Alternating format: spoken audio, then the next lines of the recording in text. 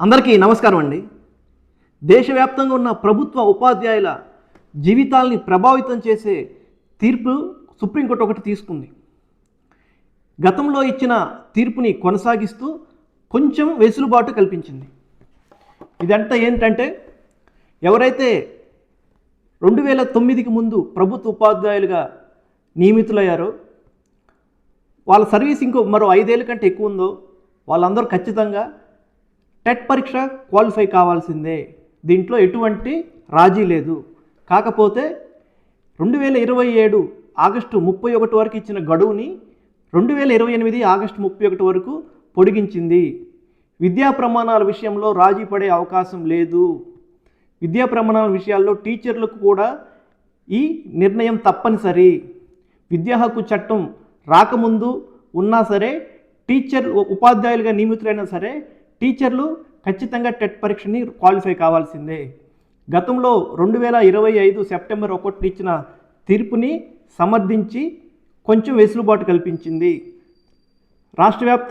రాష్ట్రంలో కానీ పొరుగు రాష్ట్రాలైన తెలంగాణ, ఆంధ్రప్రదేశ్, మిగతా రాష్ట్రాలు కూడా రివ్యూ పిటిషన్ దాఖలు చేశాయి.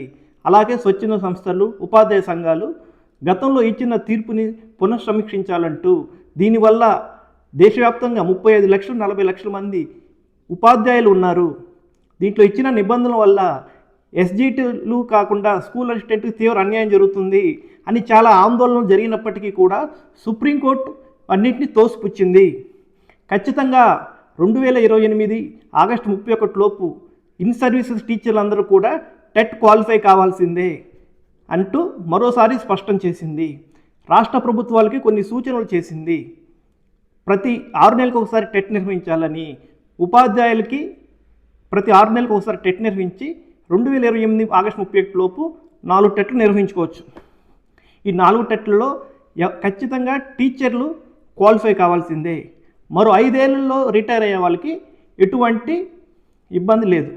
వాళ్ళు టెట్ వాళ్ళ ఇష్ట ప్రకారం రాసుకుంటే ప్రమోషన్లో ఉపయోగం ఉంటుంది, లేకపోతే అవసరం లేదు. ఇది ఇచ్చింది తీర్పు 2025 సెప్టెంబర్ 1. 2027 ఆగస్టు 31 వరకే ఇచ్చారు.